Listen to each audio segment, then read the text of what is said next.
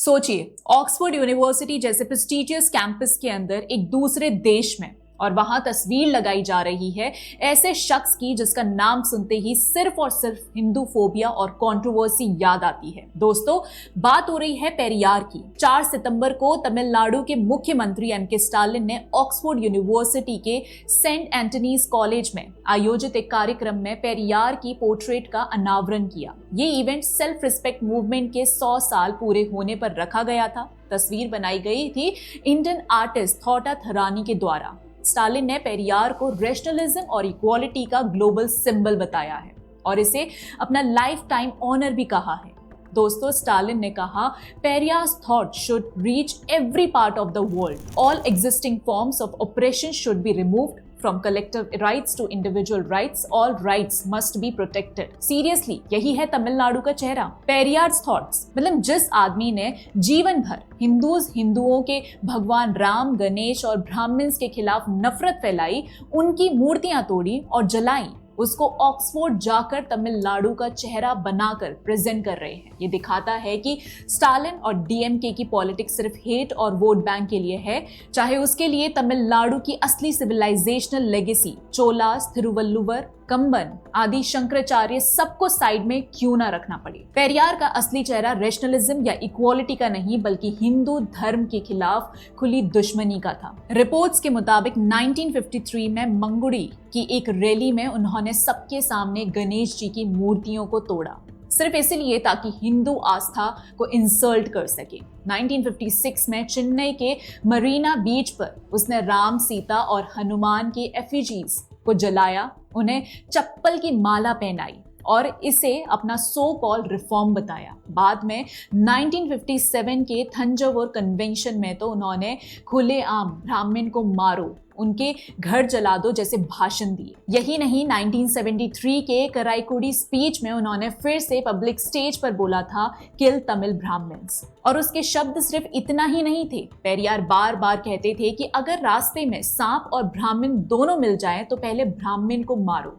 ये सिर्फ hit speech नहीं बल्कि डायरेक्ट कॉल फॉर वॉयलेंस था। उसकी कुडियारासु मैगजीन ने 1938 में ब्राह्मण्स को ज्यूज से कंपेयर करके हिटलर की तारीफ तक की थी और खुले तौर पर लिखा था कि ब्राह्मण्स का अंजाम भी ज्यूज जैसा हो सकता है, मतलब सीधा जेनोसाइड की तरफ हिंट। जो आदमी अपने आप को रैशनलिस्ट कहता था, उसके एक्शंस क्लियरली दिखाते थे कि वो सिर्फ और सिर्फ हिंदू फोबिया और कास्ट हेट्रेट को प्रमोट करता था। और आज भी जो लोग उसकी लेगेसी को रैशनलिज्म के नाम पर डिफेंड करते हैं, उन्हें पहले इन असली रिकॉर्ड्स को देखना चाहिए। पेरियार वही व्यक्ति थे जो खुद को रिफॉर्मर बोलते थे, लेकिन असल में उन्होंने अपनी पूरी जिंदगी हिंदू डाइटीज, हिंदू स्क्रिप्चर्स और हिंदू ट्रेडिशन के खिलाफ नफरत फैलाने में लगा दी। आज जो लोग इस आदमी को हीरो बनाकर दिखाते हैं, असल में वो उसी हिंदू फोबिया की पॉलिटिक्स को जिंदा रखना चाहते हैं। और पेरियार जैसे रैशनलिज्म और मोरालिटी का डंका बजाते थे,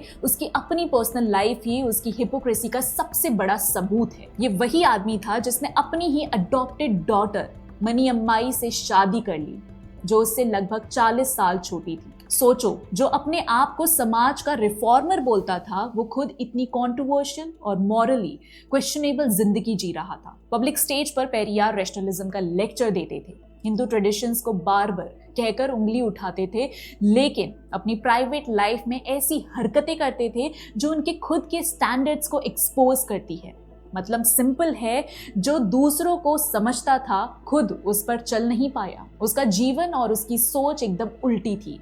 और ये हिपोक्रेसी देखकर भी आज जो लोग उसको आइडल बनाकर रखते हैं, उन्हें पहले उसके पर्सनल डबल स्टैंडर्ड्स पर नजर डालनी चाहिए। तमिलनाडु की सभ्यता एक गहरी और गर्व करने लायक विरासत रखती है। चोला सम्राट जिन्होंने भारत का प्रभाव दुनिया भर तक फैलाया, कंबन जिन्होंने रामायण को तमिल भाषा में अमृतमय रूप दिया, तिरुवल्लुवर जिनकी तिरुकुरल जीवन के ज्ञान का एक इंसाइक्लोपीडिया है, और आदि शंकराचार्य जिन्होंने पूरे भारत को एक आध्यात्मिक सूत्र में पिरो दिया। इन सब महान धरोहर के दीपक को दुनिया के सामने दिखाना सबसे स्वाभाविक और गौरवमय होता, लेकिन स्टालिन ने ऑक्सफोर्ड के मंच पर इन महान पुरुषों को नजरअंदाज करके पेरियार जैसे विवादास्पद और हिंदू विरोधी चेहरे को आगे बढ़ाया। लेकिन सवाल ये है, क्यों?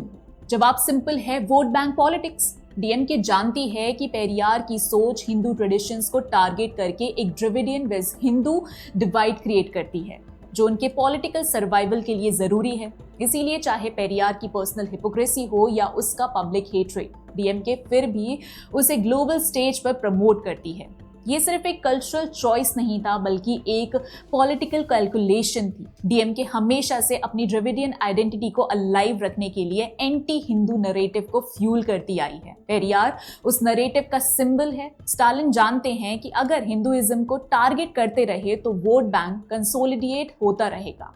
इसी वजह से ऑक्सफोर्ड जैसी जगह पर भी तमिलनाडु को रिप्रेजेंट करने के लिए पेरियार को प्रोजेक्ट किया गया। आज भी डीएमके के नेता वही पेरियार आइडियोलॉजी को आगे बढ़ाते हैं। दोस्तों, सितंबर 23 में स्टालिन के बेटे उदयनिधि खुद ओपनली कह चुके थे कि सनातन धर्म डेंगू, मलेरिया, कोरोना जैसी एक बीमारी है जिसे खत्म करना चाहिए। ये कोई भूल चूक में दी गई बात नहीं थी, बल्कि पेरियार की हिंदू विरोधी सोच का एक सीधा प्रतिनिधित्व था। इससे ये स्पष्ट हो जाता है कि डीएमके का एजेंडा केवल गवर्नेंस या डेवलपमेंट तक सीमित नहीं है, बल्कि हिंदू धर्म और आस्था को ठेस पहुंचाकर अपनी राजनीति पहचान और वोट बैंक को जिंदा रखना है। तो दोस्तों, ये बात कैसे नजरअंदाज की जा सकती है कि एमके स्टालिन ऑक्सफोर्ड जैसे विश्व मंच पर हिंदू धर्म को नीचा दिखाने वाले पेरियार को महिमा मंडित करके वही नरेटिव आगे बढ़ा रहे हैं। स्पष्ट है, उनका असली उद्देश्य तमिलनाडु की गौरवशाली विरासत को दिखाना नहीं, बल्कि हिंदू सेंटिमेंट्स को कुचलना है। अब आप खुद सोचिए, एक तरफ वो रैशनलिज्म और सोशल जस्टिस के नाम पर हिंदू फोबिया को ग्लैमराइज करते हैं, दूसरी तरफ अपनी राजनीति का पूरा ढांचा इसी नफरत पर टिकाते हैं। ये तमिलनाडु की पहचान का अपमान है और भारत की सिविलाइजेशनल लेगेसी को धुंधलाने की कोशिश। दोस्तों, अब इस पर आपके क्या विचार हैं? क्या स्टालिन का ये कदम तमिलनाडु की अस्मिता का मजाक नहीं है? अपना ओपिनियन जरूर बताइए, और अगर आपको ये वीडियो पसंद आई हो तो लाइक, शेयर और चैनल को सब्सक्राइब करना ना भूलिए। इसी के साथ मिलते हैं अगले वीडियो में, तब तक के लिए जय हिंद।